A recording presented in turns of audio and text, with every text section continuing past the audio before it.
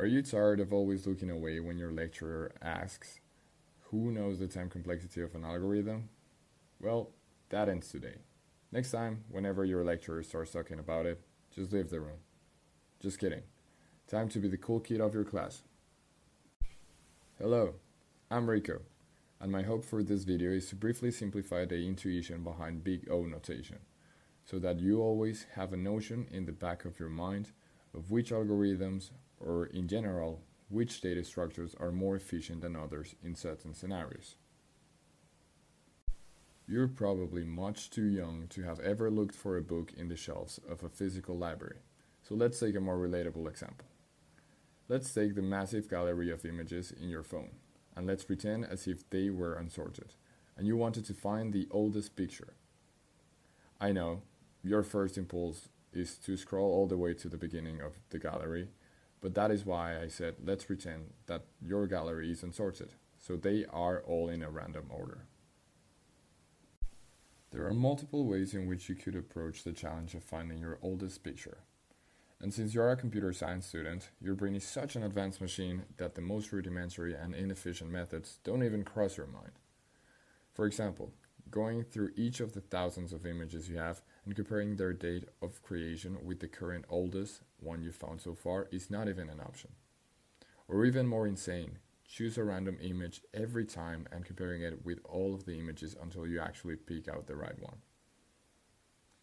And you might be thinking to yourself, oh, but if we had just a couple of pictures or images, it wouldn't be too insane to use those methods. Wrong. You have to think big. It is not the small structures, the ones that make us worry about efficiency. It is the big ones we care about. That is why it is called Big O notation. Just kidding, don't quote me on that. But jokes aside, that is what Big O is all about, comparing the growth in time as input size grows. Or in other words, how code slows as data grows.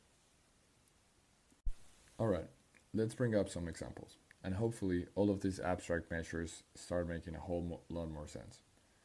Now bear in mind that Big O notation is not meant to be exactly the function that precisely gives you the number of computations that an algorithm needs for a specific number of inputs, but more so to describe roughly the behavior that an algorithm shows when increasing the input size. So much so that even if two algorithms have the same computational complexity, for example ON, which is linear, they might have a different number of computations for the same input number.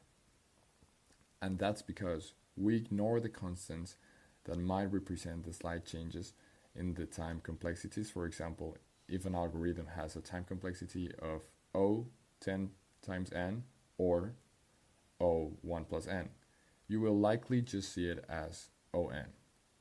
And although you can see the slight differences on the graphs, you can see that they follow roughly the same trend, which is linear.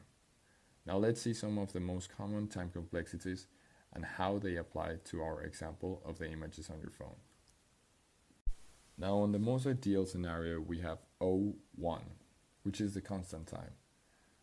For example, finding the first image in your gallery will always be the same number of computations no matter the size of the gallery, whether it is 1,000 images or 3 images.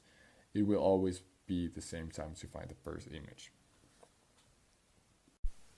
On the other hand, ON, which is the linear time, relies strongly on the input size.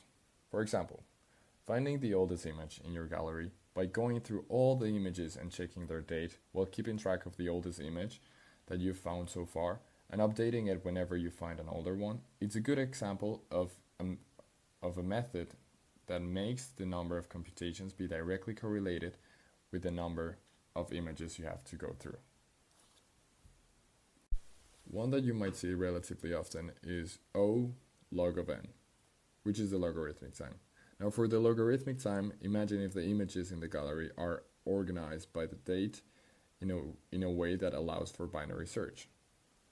If you're looking for an image from a specific date, you could use a binary search method. You'd start in the middle, decide if your target date is earlier or later than the midpoint, and then repeat this process in the correct half of the gallery, halving the search range each time. Created using Powtoon.